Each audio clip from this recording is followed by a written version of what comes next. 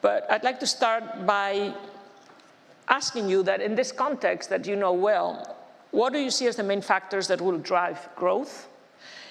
What role can we expect for AI? Can it help us to accelerate growth? And in general, what risks, but also what opportunities you see? It's not an easy question, I would say, just a start, but I think it's worth noting that over the last 2-3 decades, the major engine for growth has been the globalization of trade, the integration of global supply chains, and even strong migration flows. I mean, these are been factors that have been very, very important globally. It's obvious that this engine is becoming exhausted, but it's also true that a key driver looking forward for growth rests with a new technology, AI, and related technologies, and the potential is very strong. So it can take over, it's taking over, but I think that in order for AI to be really a general purpose revolution from which we can really gain in terms of efficiency and productivity as much as we have done in the past in history from other technological revolutions, two conditions should be met, and we should work on them. And this is still, to me, not fully clear. One is the adoption and the absorption of AI across the entire economies and across countries, in particular, reaching small and medium enterprises, reaching some sectors. This requires to focus, the technologies are there, but the adoption and the diffusion of these technologies in a broad manner is key. The second factor that to me is going to be important is learning from the mistakes in a way that we, particularly in the last period of globalization, that we haven't sufficiently factored in transitional cost. And we need to be, there should be a sense of awareness about the impact of some processes like globalization on certain workers, on certain sectors. Try to really work on reskilling, upskilling of all those who might be badly impacted by these processes. And I think if we do so, I would do also from the very beginning, I mean, the process would be, let's say, more sustainable over time.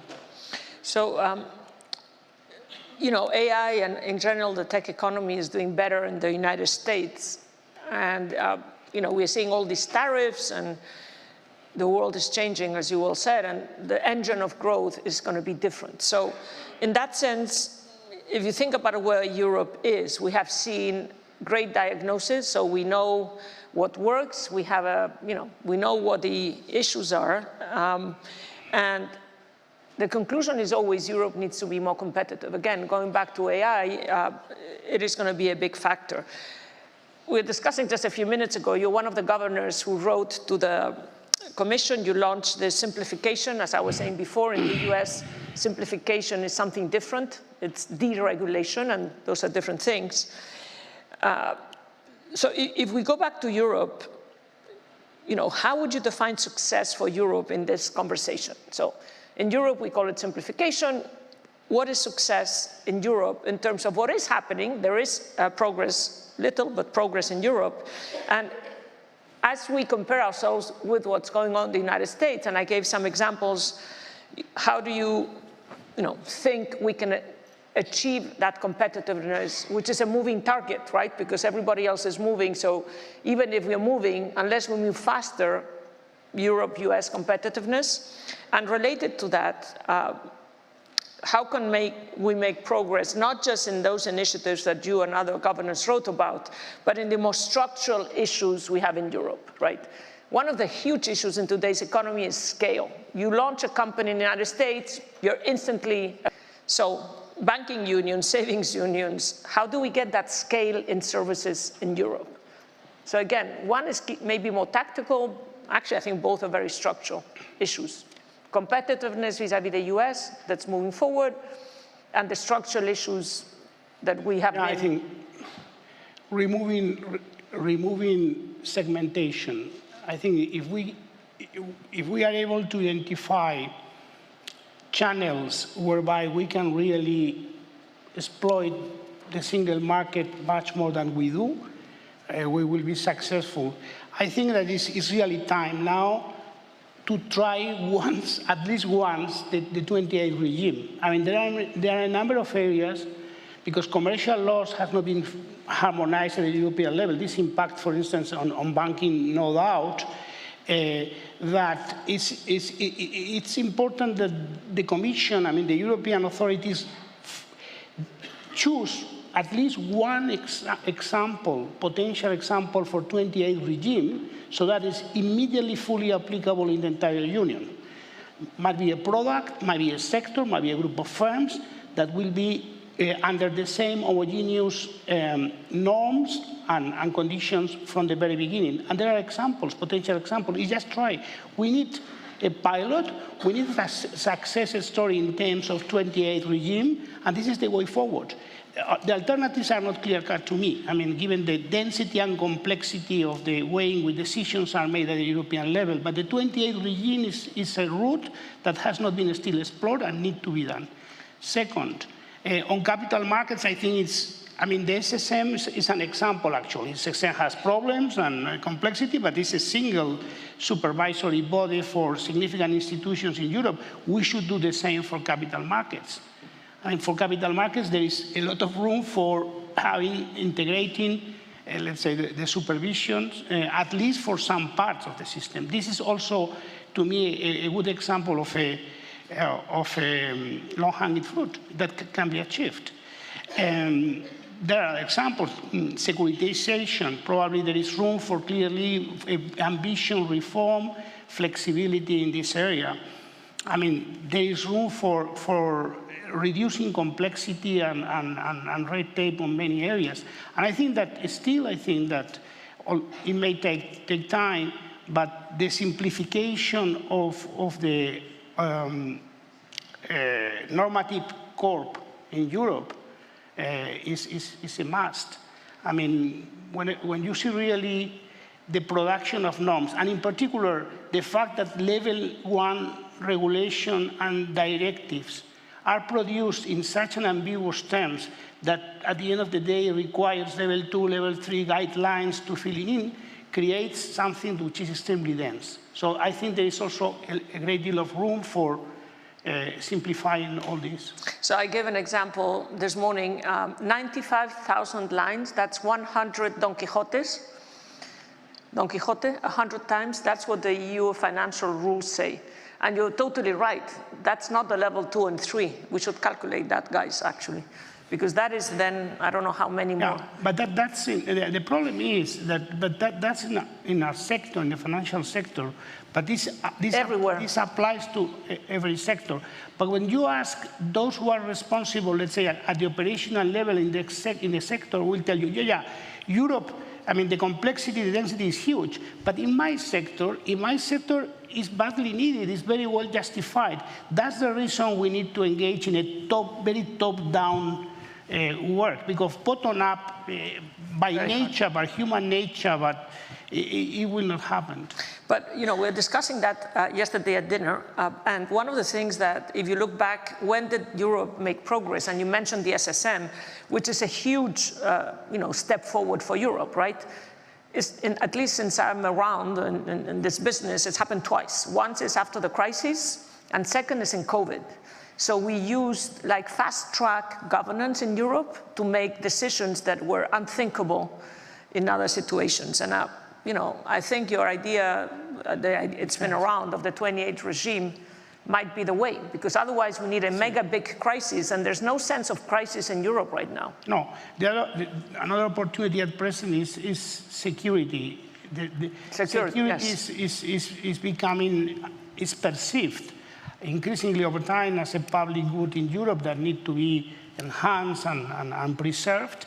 And there might be at least a coalition of the willing, or at least the possibility of moving in reinforcing defense expenditure and having a unique, a genuine European defense system. This might be a driver for change, working together more rapidly and also deploying resources that has a spillover over the entire economy. So just very briefly, when you say coalition of the willing and the 28 regime, do you see Spain, in the case of financial sector, that are being part of that first mover group? Or do you think would be on the second? Well, yeah, indeed, and I think that we have seen this from the initiative of the Minister Cuerpo with this innovation lab. I mean, basically, what they are proposing, and for instance, securitization, we are also working with them, is just let's try a number of things, maybe among a few countries, let's see if it works, and then we can extrapolate it. But let's move. Let's move and do something which is tangible. So it's great to hear that. Thank you so much. You're one of the most forward-looking governors in Europe. Let's hope that soon it will be in the world and move Europe faster. But so there's a lot of talk now, and clearly that stablecoin, the US has launched the Genius Act. If you compare that to MiCA, it's way ahead. How do you see the stablecoin, which clearly is a new currency, and that's what sometimes people don't understand. This is totally a new currency. Dollar stablecoin is not a dollar, it's a dollar stablecoin. And related to that also, the CBDC, the central bank. So in one case in the US, it's been driven by the private sector with rules set by the government. In the case of Europe, it's more leaning towards let the state or the central bank issue its own currency. So how do you see those two alternatives, risks and opportunities in both? I think it's important to make, from the outset, a distinction between the technologies involved in these new innovations and some elements that have to do with how they are regulated and they are extended in the economy. So I think that, fortunately enough, we have a number of new technologies that we need to exploit and to encourage, which is tokenization, smart contracts, distributed layer technologies, blockchain. All these elements are part of these new means of payments, and we need to ensure that they are intensively used because the efficiency gains are substantive. Maybe what we may have not such an agreement or different approaches is how to do it. And I think there is a risk that if that in the way these new means of payments are regulated, there might be a sort of arbitrage that might be counterproductive across jurisdictions or between banks and non-banks. I mean, we feel more comfortable with banks being those who are really running the show in a way because we supervise the banks.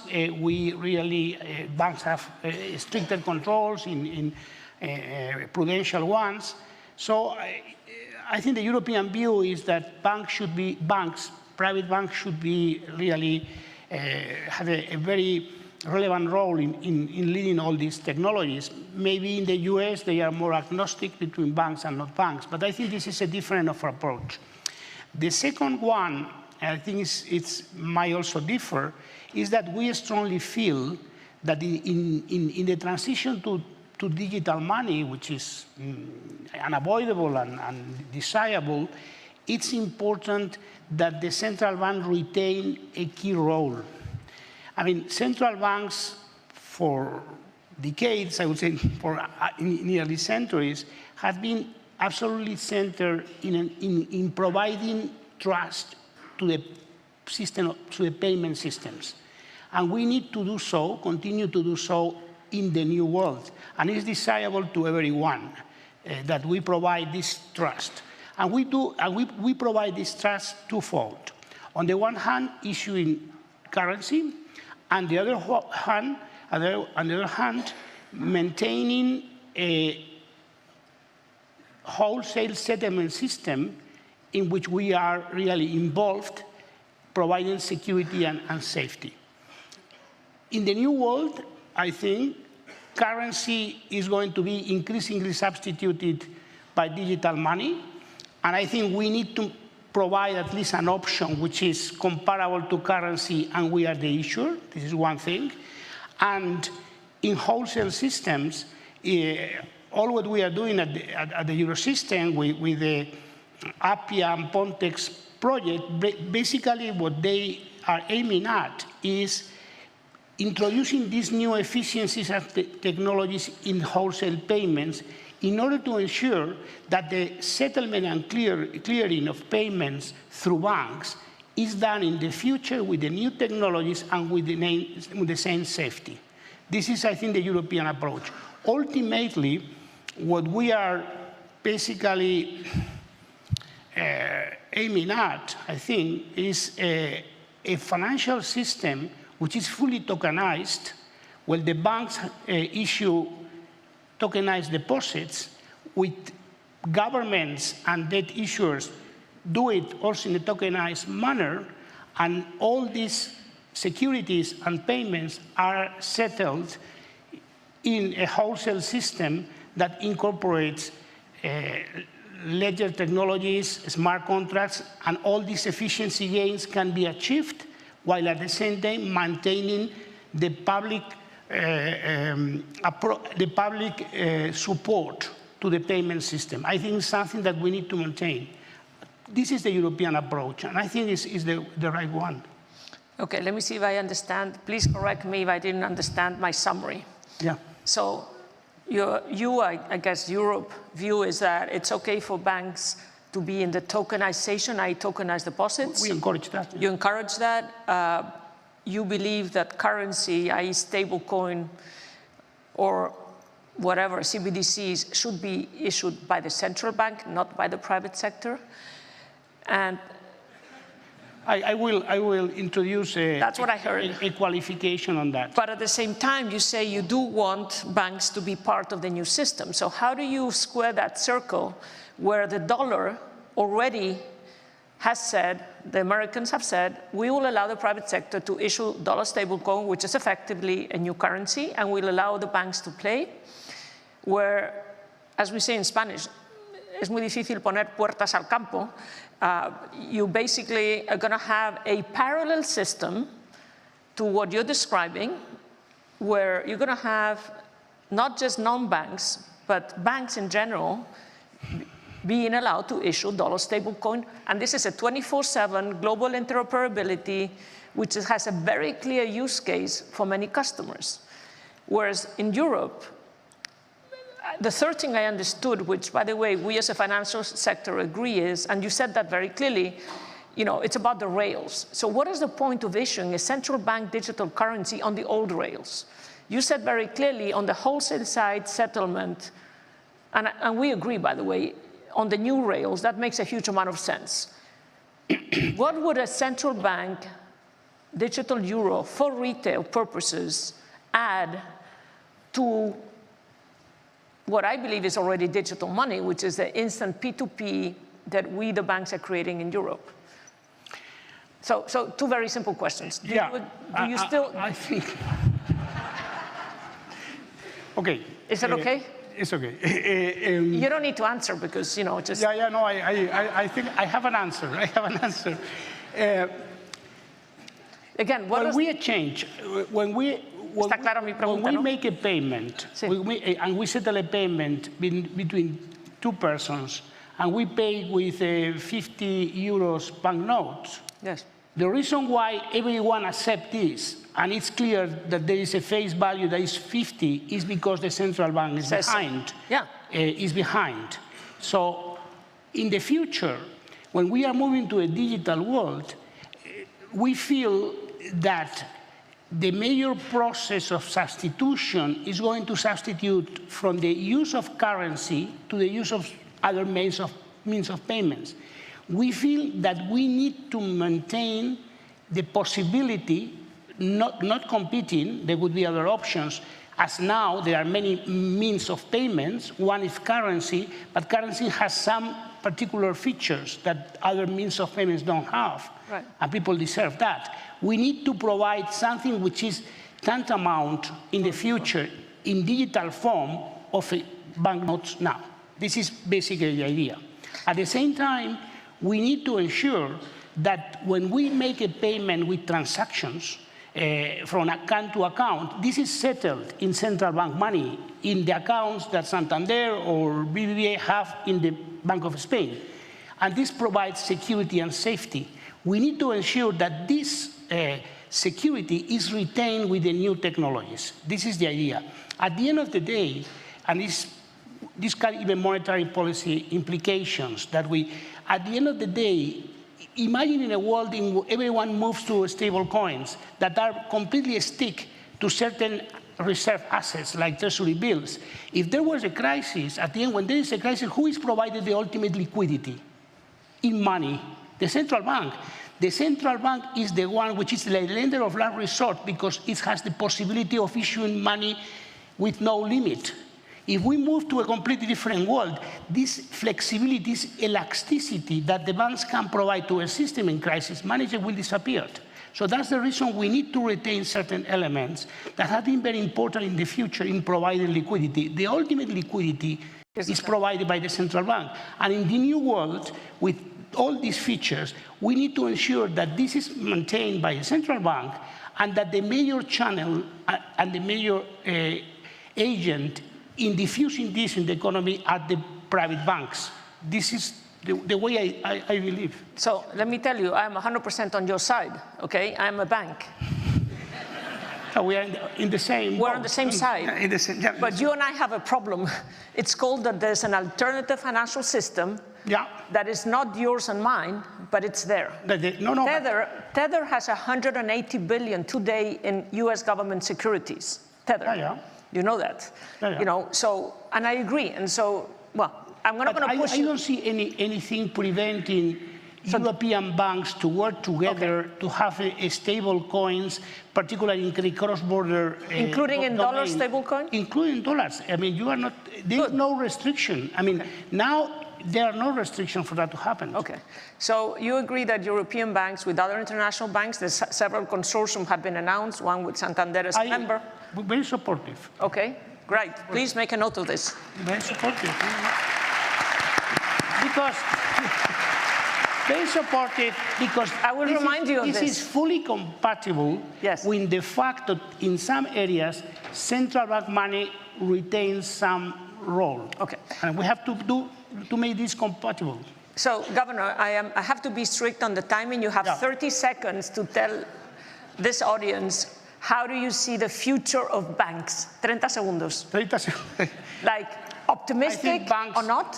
Yes or no? I think that there is a lot of competition, non-bank financial institutions, blah, blah, blah, blah. That's clear. But there are at least, I would say, three elements. So we have a good future as banks. Three elements that banks nearly have advantages and should build on them. One is risk management and origination of credit.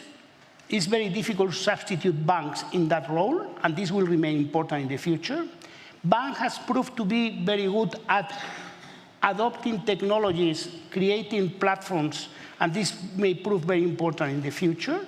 Second element, and I think that at the end, banks has another advantage, which is, let's say, granular networks, know your customer, very good knowledge about household, firms, SMEs, and this is something, an asset for the future, including the possibility of providing them with services that may stem from AI. Great. So you agree, as a summary, you believe strong banks are important for a strong Europe. Absolutely. Right? We are with the banks always. Thank you.